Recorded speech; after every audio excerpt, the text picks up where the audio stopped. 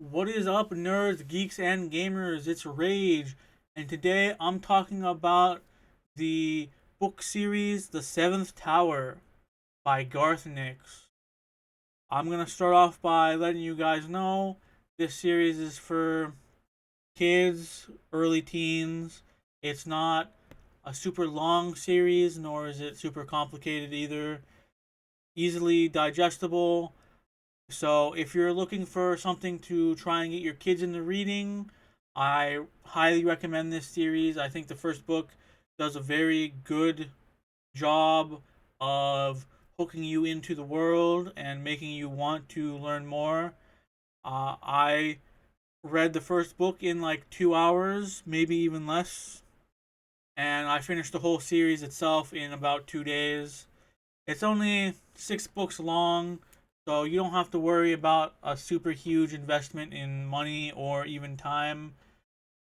I really think if you want a series to get your kids into reading, the Seventh Tower series is honestly up there in terms of series to do so. Up there with like Percy Jackson, Harry Potter, um, those more popular books that you might have even read growing up. Let's start off by talking about the first book, The Fall. Like I said, super good hook. It really sets the stake immediately. You learn a lot about the world in the first book. It really sets the stage for the rest of the series. It starts off with us reading about Tal, our main character.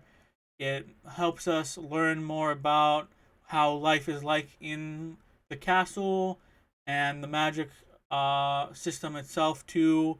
So the way it works is there are 7 colors, ranging from violet at the top, being the most powerful, most esteemed people, all the way down to red, which is the lowest you can get while still being considered a chosen, which is the term for people allowed to wield the magic. And then you have the underfolk underneath the red, and those are your low class people. I'd go so far as to call them slaves. No one really cares about them. They're thought of as lesser. They're kind of they're in the background for the chosen. They don't really matter that much. But you start off by learning about the sunstones, which is what they use to channel their magic. You need certain size sunstones to be able to go to a magic realm called Aenir, which is where the chosen get their shadow spirits, which is kind of a magical creature that can act as your shadow. It replaces your natural shadow, and they can transform a little bit. You start off when you're born by getting a shadow beast, which is just like a weaker version of the shadow spirits, and they're able to transform their shape more easily because they're weaker than the shadow spirits are. Um, we learn that Tao's father disappeared with their family sunstone, which without that sunstone in particular, they are not actually able to travel to the Aenir realm. So he has to find a way to get one for himself and also for his younger siblings. And if he isn't able to do that, he's going to become an underfolk. And that would be really bad because if he isn't able to get one, then his siblings are probably also going to become underfolk when it is their time to age up and become adults in their society, because the chances are of them finding a way to get themselves a sunstone is low as well. We also learn that his father has disappeared, as I already said, but the reason that's an even bigger deal than it already is because his mother is sick, and she was also a pretty strong chosen as well. So with her being sick, she's not able to leave her bed. She can't go and get them a sunstone either. So it's really up to Tal as the eldest to get one for his family. To do that, there are three main ways. You can get one from someone, like a family member. You can earn an achievement, and there are certain rewards you can get from that. You can also request a specific reward. So obviously, he would request for a sunstone. And then the third one, which is stealing one from the tower above the veil. We learn that the veil is covering the whole world. It kind of keeps the world in a twilight um, zone, a twilight zone, and part of why that is important is because it weakens their shadows. The reason sunstones are important, another reason I should say, is because their spirit shadows and spirit beasts um, gain power from the sunstones. So the bigger, brighter you can shine it, the stronger your beast is gonna be. The faster they can heal as well. So he ends up asking his cousins to borrow one, and they don't let him because they're really mean. And they're hanging around with someone who seems to be very important. His name is Shushin or Sushin, something like that. And he seems to have it out for Tal for some reason. So sadly, he can't get one from a family member because for some reason his cousins really hate him.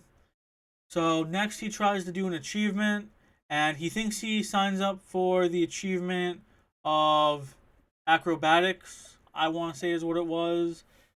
They basically have to run an obstacle course and use their sunstones to put obstacles in the way of their opponents while making their course as easy as possible.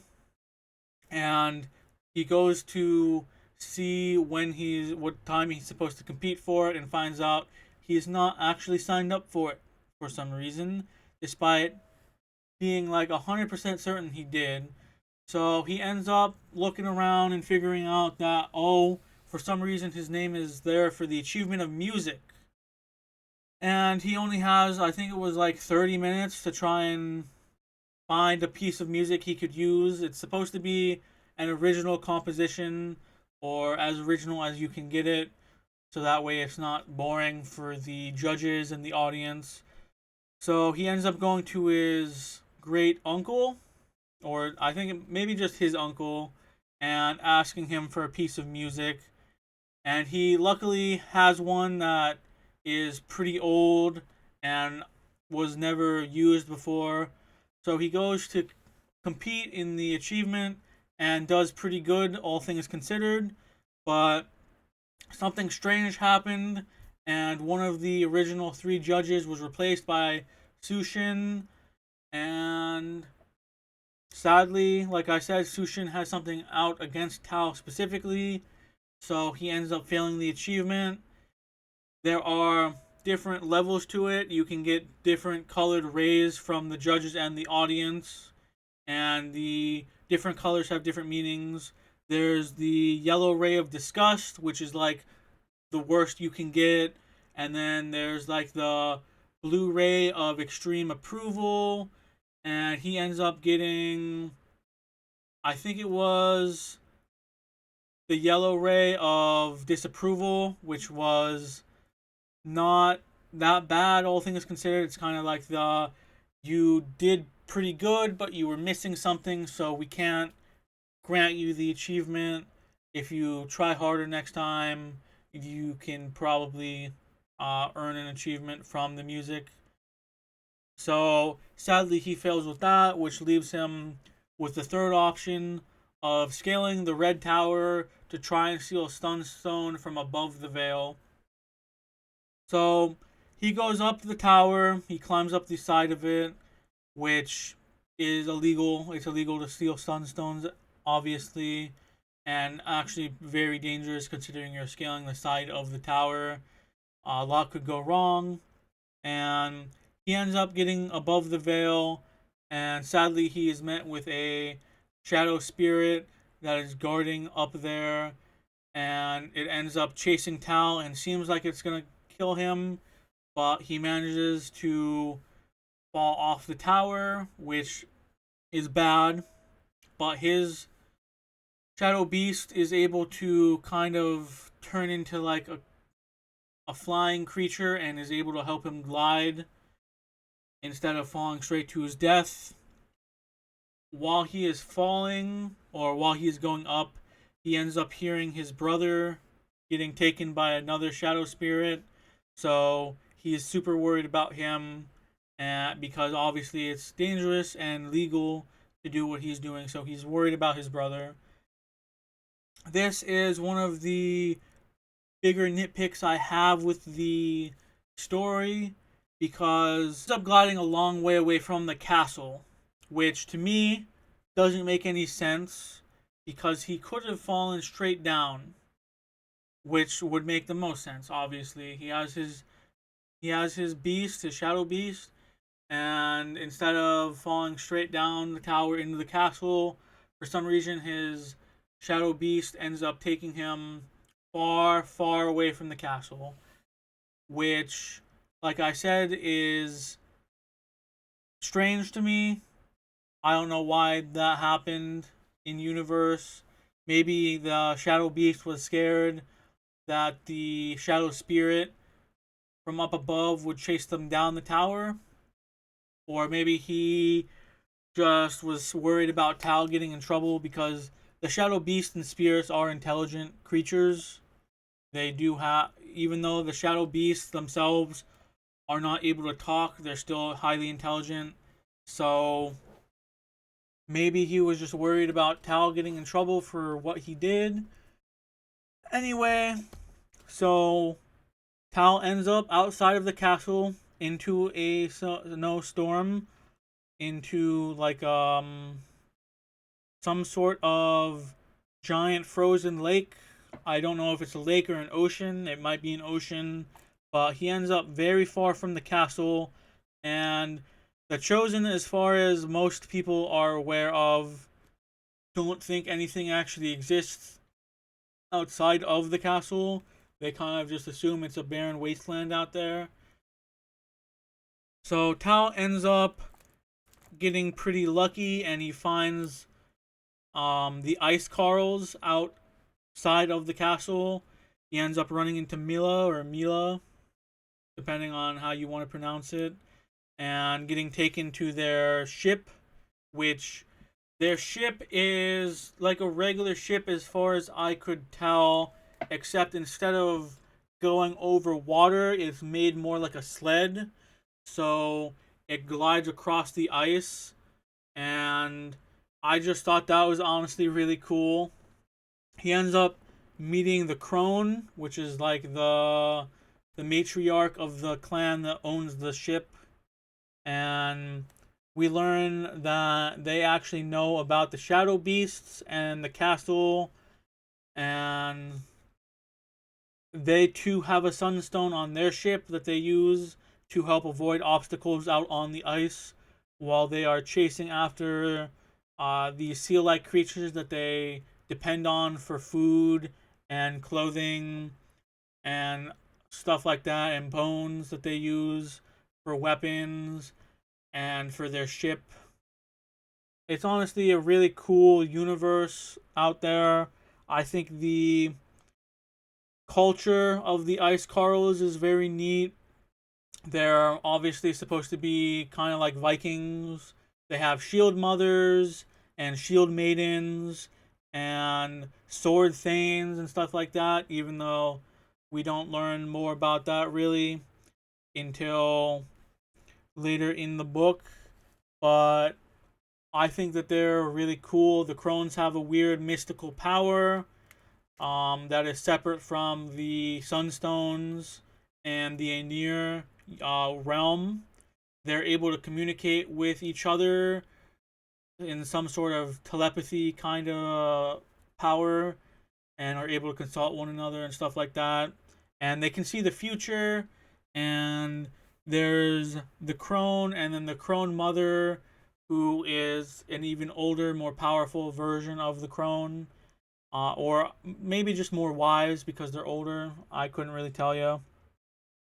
But they end up giving Tal a prophecy that he has to go and help Mila get to the castle so they can get a sunstone for the clan because the one that they use on their ship is extremely old and running out of whatever sudden power it uses to light up the world for the clan ship. So they end up setting off to the castle and they run into some animals that they have to deal with. I think they run into a merwin, which, as far as I can tell, is kind of like a narwhal, except on land. And it's a really strong creature. So Tal and Mila end up killing it. And for Mila, that's a pretty big achievement because being able to do something like that is something that helps prove that she is worthy of being a shield maiden, which is what she wants to be. But they end up running into a group of shield maidens and being taken to a ship. It's an ancient ship made out of a very special metal that it seems to be super rare as well. And when they get there, they end up running into the mother crone, who is like the crone of crones. So they have to kind of talk their way into being able to go to the castle because going to the castle is actually forbidden to the ice carls. And once again, you learn more about the crones and stuff. They have like beginning shield maidens and stuff like that, and a map that they use their crone powers to be able to plot out where all the different clans are and like how they're traveling and how the ice is in certain areas and stuff like that. And it's just a really cool showing of the crone powers because, like I said, they're telepathic, so that's how they get the info for the map. But obviously, the crones are in charge of the shield maidens, and we learn that the shield maidens are kind of like the judges, juries, and executioners of the law out on the ice. And so they can be like requested to help settle disputes and stuff like that between clans. I'm pretty sure if there are issues inside of one clan, that it can typically be decided by the crone or the crone mother. I'm not sure if every ship has their own crone mother or not, or if some of them just have crones. I honestly couldn't tell you. I don't think it's explained in any of the later books either. But that's how the system works, and we learn later on that there are sword thanes, which are like males who decide that they don't want to stay with a particular clan, so they kind of become like a male version of the shield maidens and can also be called on to help settle disputes and stuff like that. But they end up finding out that a long time ago, when the crone mother was young, like as old as Mila, so probably 16 or so, maybe a little bit younger. I think Mila's like 14 to 16, I'm pretty sure.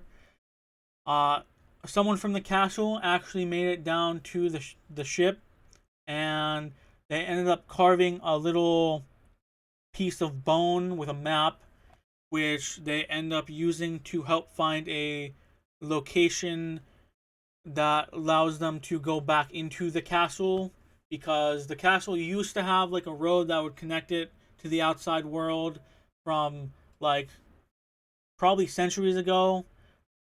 They, however, find out that the road has been in disrepair for a very long time, so they kind of have to scale the mountain which the castle is upon to find the location of the entrance that they can use to get into the castle. And using the map, they are able to find one.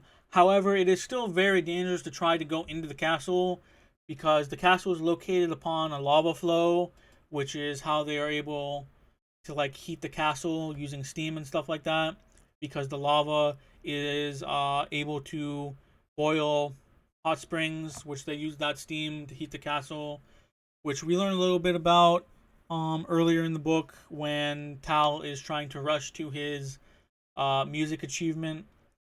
But as they go into the castle, they have to deal with some extremely bad air caused by the lava. You know, lava fumes from the lava flow make the air very bad to breathe. It's full of noxious fumes and stuff like that. And they actually end up passing out.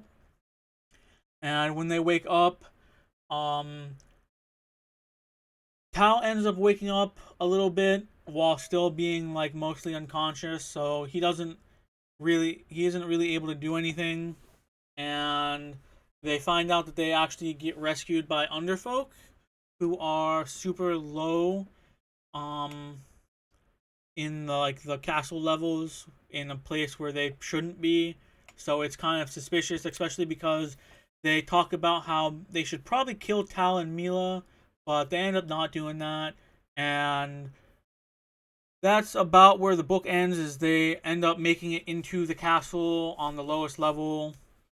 And I forgot to mention, but they do actually end up finding a sunstone ring on the way into the castle, and they take it, and Mila almost gets into a fight over it because she thinks Tal should give it to her. But obviously Tal needs a sunstone, a stronger sunstone than the one he has, which ran out of juice on the way to the castle. So he ends up taking it, and he promises to give it to her because it is strong enough to do what it needs to do for the ice ship, which is the whole reason that he even came to the castle in the first place. And it kind of ends off there with them in the castle. And overall, I hope I did a good job explaining it. I feel like I probably didn't, but that's the first book, and it's really, really good. And I really hope you guys decide to read it. I thought it was, as I said, just super good. I thought it was really interesting. I liked the world. The Viking Ice Carl people were super, super interesting. I'd argue even more interesting than the Chosen, to be honest. Though maybe that's because we learn more about the Chosen than we really do the Ice Carls. Like, I didn't mention it, even though it comes into play in the future, and by the future I mean like pretty far in the book series, but the Ice Carls have developed breathing techniques, and Mila is extremely disciplined in them. She's able to count her breathing even while asleep, which is how she's able to like know when it is time for them to switch for keeping watch at nighttime on their way to the castle. And I just think it's really cool. It's a really interesting read. I think if you want something that'll get someone interested in reading, The Fall is a really good book to do that. And obviously, like I said, it is pretty short. It only took me 2 hours. It's probably one of the shortest books I've read in a super, super long time. So it's not even like it's that much of a time investment if you have to worry about that.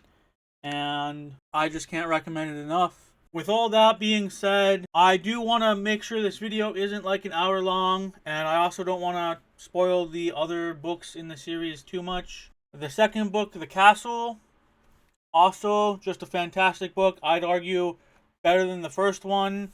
I do think each book gets better than the last one, if only because more of the world is fleshed out and the stakes change a little bit. So in the first book, obviously, it was a little bit more man versus wild. The journey to the castle was the scary part of the journey in the first book. But in the second one, they're already in the castle. They end up running into Sushin and having to stay out of his way, try not to get captured. I think it's a little bit more higher stakes, simply because it's a person versus person now instead of man versus wild. So in this one, you learn a little bit more about the underfolk.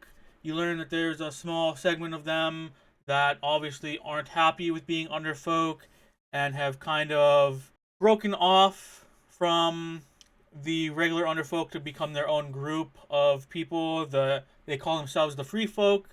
They're people who aren't happy with the life of servitude that they were born into and want to try and change that. They, them being Tal and Millie for the most part, when I say they, because they do work together in this book and the next one and are together for quite a large portion of this series. They end up learning about something called the Codex, which they need to get because it's like a compendium of all the knowledge in the world, or at least quite a lot of the knowledge in the world. And they need to find it so they can figure out who that shadow spirit that took Tal's younger brother in the previous book, who is the master of that shadow. And so by the end of the book, they end up going into the realm of Aenir because they find out that the Codex is in the realm of Aenir, because if it wasn't, then the chances are that someone would have found it by now. But it's been lost for about 30 years or so, and they need to go get it. So, with that being said, we enter the third book, Aenir, and we learn more about the shadow spirits and about the world itself. So, we end up learning a little bit about the Veil and some important characters from the past who are the ancestors of the Chosen and the Ice Carls. We end up seeing Tal release his shadow beast that he's had since childhood, and it's honestly a really sad moment for him because, the shadow beast has been with him literally since he was a baby and has helped him throughout his life and just been there for him. But they do end up getting a shadow spirit. They're like storm, I forgot what they're called. They're like storm spirits. And if I had to tell you what I imagine them to be, it's kind of like those Pokemon. I can't remember what their names are, but I'll show them here. That are like, I'm pretty sure they're legendaries. They're considered legendaries, but they basically are like half person and then half cloud. So Tal ends up bonding with one and then forcing Mila to bond with another one. And the reason they do that is because if they don't, then they'd end up dying. Mila ends up being super duper upset because in her society, the moving shadows, as they call them, are like evil and just all around a bad omen. So she gets super upset and they end up separating in this book and kind of going their separate ways. They do end up meeting each other again in the realm of Aenir after a little bit of time. They both go through different trials as the Codex tries to lead them to finding itself. The Codex, as we learn, is actually able to kind of take over beasts in the realm of Aenir and control them. So, using that ability, it leads Tal and Mila together to find separate parts of things needed for it. So, Tal ends up finding a whistle that is needed to move a mountain that it has been placed under. And the mountain is actually a creature itself, but it's like a mountain, like quite literally, so it hardly moves, if ever. And we learn that some people in the past, the ones who made the whistle, actually are the ones who found out how to make the mountain move. I'm just going to refer to it as a mountain, even though I know it's a creature. And Tal and Mila end up actually retrieving the Codex and having to rush back to the regular realm of the Chosen into the castle.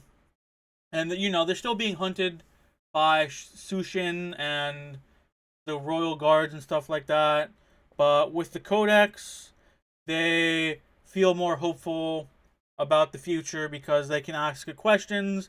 It's basically considered all-knowing. You just have to ask it the right questions, and you do actually have to ask the questions. You can't just say something that could be construed as a question. So they do end up finding it, and that's where the seventh tower kind of leaves off. I mean, they try and get back to Ebit with the Codex, but sadly they are not able to make it in time, or at least I think that is the case. Oh, they called Storm Shepherds, that's right. Those are what the Shadow Spirits are that Tal and Mila have. But they try and meet up with Ebit and end up having to run away before they can do so. We also learn a little bit more about like the way that they go about handling prisoners in this in the Aenir book, which is honestly kind of frightening. So they have this specific chosen god who's in charge of like their torture and interrogation thing, and the way it works is using the magic of the sunstones. They can place you in a dream and turn it into a nightmare, and make the nightmare so bad that you end up confessing. And it all around is just absolutely terrifying. It does showcase the power of the crones though, because Mila is the one who gets captured and placed in that thing, and she ends up being able to call the crones to herself, and they end up breaking her free of the dream and from that chosen. All around, like I said, each book is honestly just way better than the last one in my opinion, and I really like Aenir. I think that whole realm is really freaking awesome. Like, no joke, I really think that's super, super cool. And I just very much enjoyed the world building. I do kind of wish we could have seen more shadow spirits or learned more about that stuff, but sadly we didn't. So, with that being said, I do think I forgot something important in the castle. Going back, if you remember, I mentioned that ring that they found on the way into the castle. Ebit does end up using the sunstone magic to kind of split the ring in half. So both Mila and Tal each have one half of it. It's still like a ring, and it still works really well. But that is kind of important. So just in case I didn't mention it, I wanted to bring that up. The fourth book, Above the Veil, is basically them journeying up the Red Tower because they learned that his dad is stuck inside of one of the tower sunstones and is technically not considered alive or dead yet. He's been sealed away. So the Red Tower is obviously the tower of the lowest order, and they assume it'll be pretty easy to go up there, and they won't have to deal with as strong a shadow spirits as they would with the other towers. It's also just kind of easier to go that way too. Less powerful chosen in that order, a bit more connected to the underfolk and their levels and stuff like that.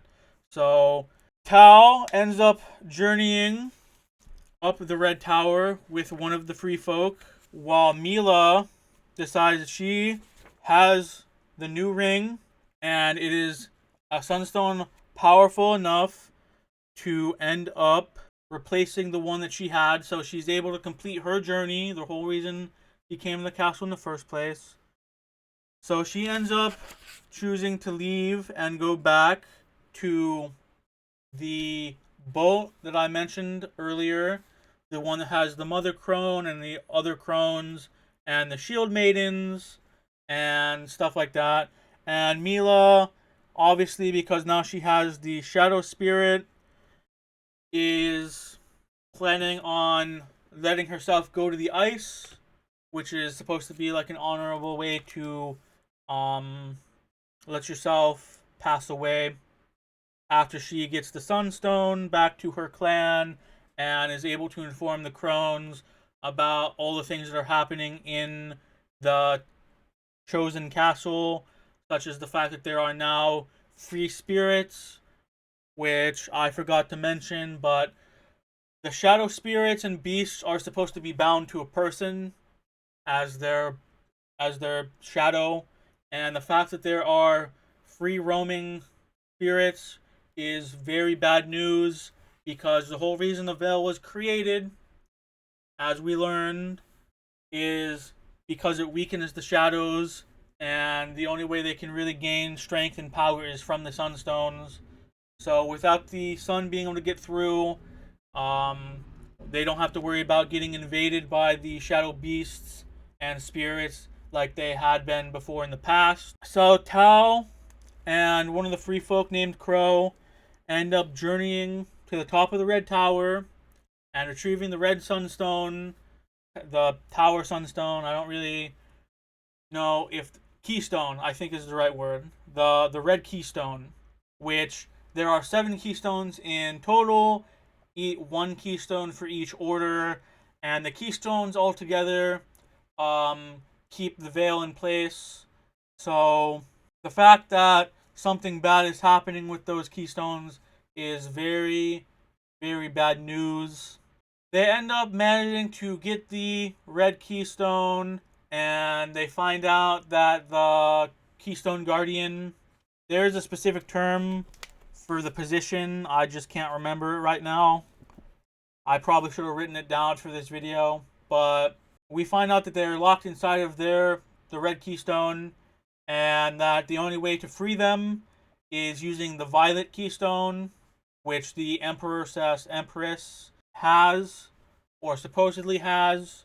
So their plan is basically to take the keystone and have the Empress free the Keystone Guardian, so that way they can tell the Empress about all the bad things that are happening, because they are under the assumption that all the bad things that are happening because of Sushin is happening without knowledge from the Empress, because Sushin is a dark vizier, and there are 2 vizier, the dark and the light one, and they kind of work together with the Empress to try and keep the castle running properly, which gives Sushin power over basically everyone, including the Violet Guards, who are the ones that are kind of tasked with keeping the Emperor safe.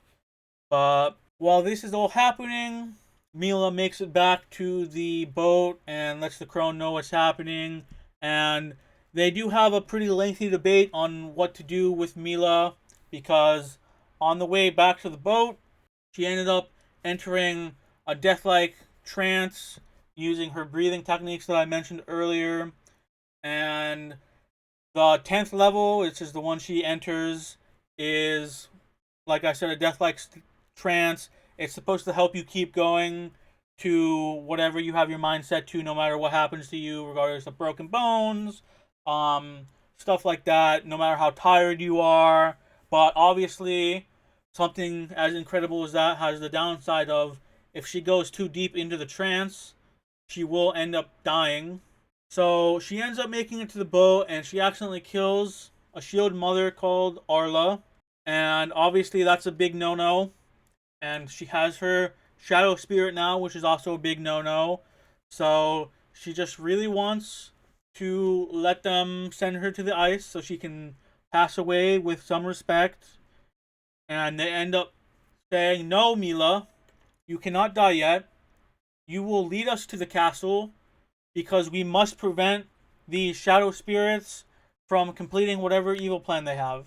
So they kind of make her the war master, and they end up collecting tons of shield maidens and just regular ice carls from across the frozen wasteland, and also some sword thanes and stuff like that.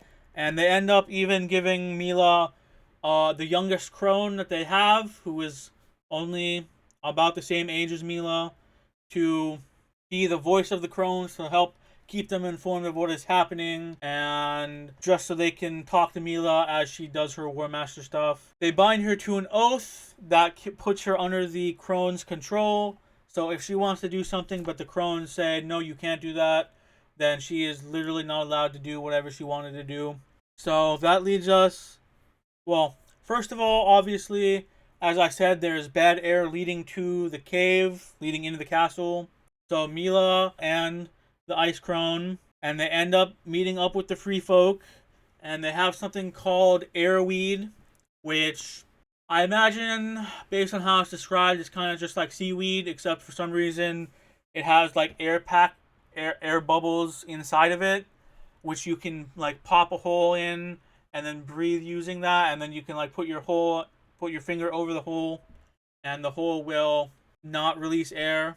They end up talking to the Free Folk because they need to secure as much airweed as they can, so that way the army can actually make it into the castle without dying of asphyxiation and stuff like that. And the Free Folk are pretty happy to help with that because Mila promises them that no harm will come to them as long as they help the Ice Carls with their mission. And obviously the Free Folk want to help them because it seems like they're there to end the tyranny of the Chosen. Into battle is more about Mila leading the Ice Carls against the Chosen and, establishing a base of operations from which to operate from. Tal also ends up getting into a tussle with Crow because Crow hates the Chosen so much he doesn't want to even think about accepting Tal's help or believing that Tal actually means to help the Free Folk become free for real. And sadly, Tal ends up using his Chosen magic and causing a small cave-in, if you want to call it that. He hits like the ceiling above Crow right as Crow's friends and his grand uncle Abbott are coming up to meet them. So he ends up thinking that he killed Crow and his grandpa and stuff. Sorry, his uncle. And is kind of very melancholy about it. He doesn't realize that Mila is back in the castle either for quite a while.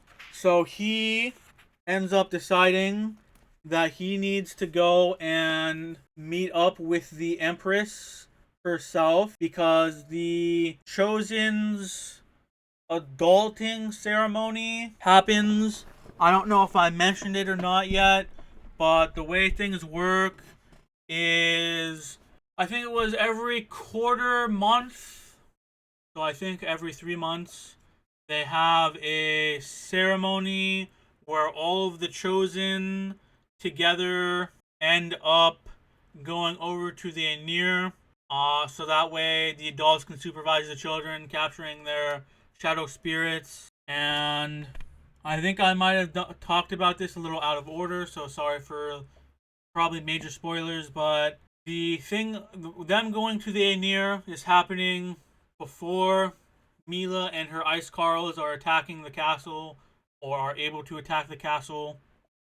So I just want to let that be known now because it's not like the Chosen are so dumb that they are astral projecting into the next realm as they are being attacked. I can't believe I got ahead of myself that far. But anyway, Tal ends up making it into the Aenir on that day, and he gets to the Empress, and it turns out the Empress is just a doddering old lady who is being controlled by Sushin, and we find out that Sushin is actually under the control of Sherakor, the Shadow Dragon, and we find out that the ring that Tal has is actually the Violet Keystone itself. So Tal is honestly very surprised about that because they found it down in like the catacombs of the castle, and obviously he thought the Empress would be able to help, and it turns out that she is an accomplice to Sherakor. She's been kind of put into submission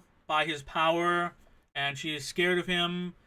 So Tal realizes he needs to go do something himself because the Empress isn't actually someone who's strong or powerful or anything like that. And the Empress and her brother end up trying to attack him, and the Keystone acts on its own and ends up killing them. And the reason it does that, we are led to believe, is because the previous Emperor, who was surprised and attacked by the current Empress, put a curse on the Keystone to do something bad in case it fell into the hands of the Empress and or her brother. So Tal ends up leaving the Aenir realm, and on his way out, he realizes that for some reason the other chosen are also leaving, and they're not leaving in an ordered manner like they're supposed to, because the way it works is just like in most of the chosen hierarchy, the violet are supposed to leave first, followed by the indigo, all the way down to the reds. And for some reason, they're not doing it this time. They're just kind of leaving in groups. And we find out, spoilers, spoilers, quotes, that the reason that's happening is because the castle is under attack by Mila and the Ice Carls. And so Mila ends up meeting up with the Free Folk and Ebbet, and they learn that Tal did something which injured them, and Mila's kind of happy to learn that Tal's still alive, and they end up getting into talking because the crone that went with Mila is able to help heal Crow and help Ebbet. And by that point, we enter the last book, The Violet Keystone. So Tal ends up making it back to the castle after leaving the Aenir realm, and he thinks he's on his own. He doesn't realize that Mila is leading an attack yet, and he thinks that his grand uncle is dead, and he's just kind of scared of being on his own. But at the same time, the Violet Keystone does give him strength, willpower, and so he sets about trying to stop Sushin and Sherakor. I don't think at this point he knows that Sherakor is in control of Sushin, but he does know something funky is up with the dragon. Obviously, he knows that the dragon is free, and that's really about all that he knows. So, at some point, he gets attacked by Sushin and the guards, and they end up capturing him again, sadly, but he awakens, and he doesn't have his Violet Keystone anymore, which scares him because it's really bad news.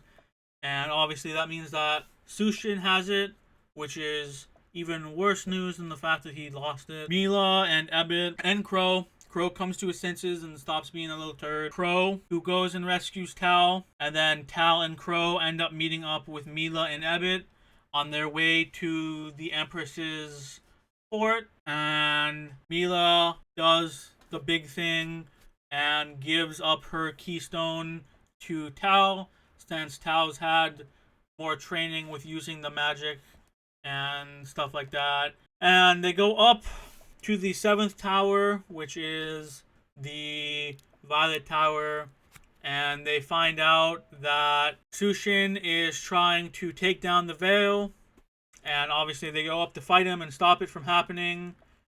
And they come pretty close to it, but sadly the last keystone, quote unquote last keystone, ends up going down, and they're like freaking out about it because very bad news.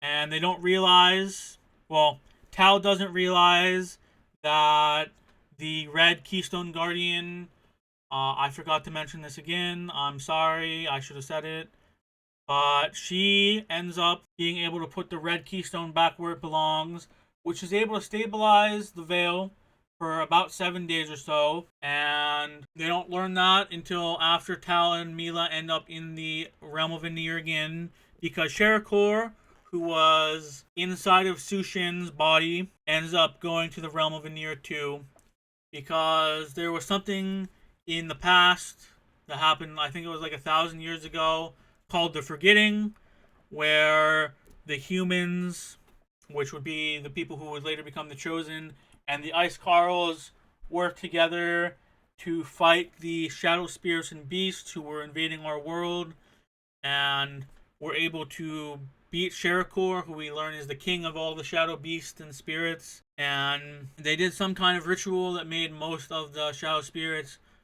forget about the past, which helped make it so they didn't want to attack our realm, the human realm. And Sherakor wants to undo all of that from happening. So Tal and Mila travel to the realm of Aenir again one final time with Crow to go fight and stop Sherakor. And this is the other nitpick I have with this series, is the final boss fight was honestly kind of boring. I really wish it had been a longer fight or more involved or more complex, because they basically get to where they need to go, where Sherakor is listing the names of all the creatures that have forgotten their true name or something along those lines, and they kind of tussle for what it was probably like a whole minute, and then suddenly Sherakor has been defeated. Very undramatic, very anticlimactic, and all around I just wish it had been done better, because it really does the fight finishes just like super fast. It's really unsatisfying, and I'm honestly quite upset about it, because the whole book had been pretty good. The whole series, I should say, has been pretty good, outside of some slightly underdeveloped things like why the different tiers of light are stronger than other tiers of light, and why are some tiers better at certain things than others and stuff like that. But the fight is just over so fast, it's not even funny. And then the fight is over, and Tel realizes, obviously, that the Chosen were wrong for going back into the realm of the Aenir and getting Shadow Beasts and Spirits, and that they kind of lost the plot, because obviously the current Chosen have forgotten about the fact that 1,000 years ago they fought the Shadow Beast to stop them from coming into our world, and at some point the Chosen started going into their world and enslaving them, which is bad. So Tal ends up becoming the new emperor with the Violet Keystone, because he's the one who beat Sherakor, and as we learn throughout the book, he's honestly just amazingly talented with the light magic, like ahead of his peers by decades. And it kind of leaves off with Tal and Mila going their separate ways after the fight, and Tal forcing the Chosen to let go of the Shadow Spirits and Beasts. And we do learn that there are some Chosen and Free Shadows still left in the castle, Chosen who want to keep their Shadow Spirits or Shadow Beasts. But kind of ends off on a high note of like, all the humans won. They stopped the beasts from coming to our world and taking it over, and he stopped the practice of enslaving them. He also helped with the free folk and releasing them from their bonds of servitude. And I kind of forgot to mention it, but his mom that I said was dying earlier, I think it was in book 2 or book 3, they find out what was killing his mom.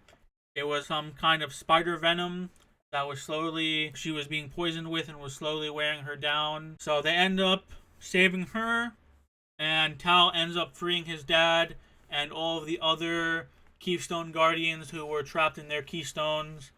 And that's the end of the series. And I know this video is probably way too long, and probably no one has made it to this point, especially because I am terrible at actually talking about things in order. But thank you for watching. I hope you enjoyed. Let me know if you guys read this book, if you've read this book before, if you decided to gift this to your children or to any children to try and get them interested in reading. And just let me know what you thought of the video. Did I do an alright job of summarizing the series and making it sound interesting? Are there things I could have done better? Obviously, I know that trying to actually put things in order is something I need to work on, but I hope you guys enjoyed, and I hope I'll see you in the next video. Peace.